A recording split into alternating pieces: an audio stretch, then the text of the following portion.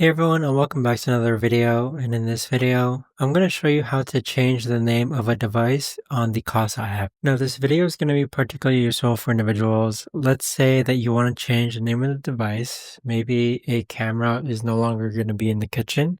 How do you actually go ahead and do that? Now, this video is going to be short, sweet, and simple, guys. There's not going to be a lot of steps involved in order to do this.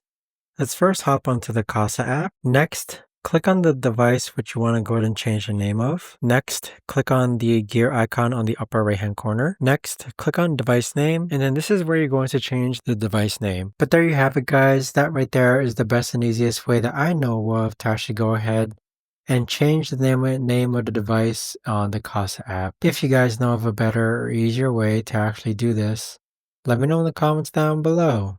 I would love to know. Thanks so much for watching, everyone.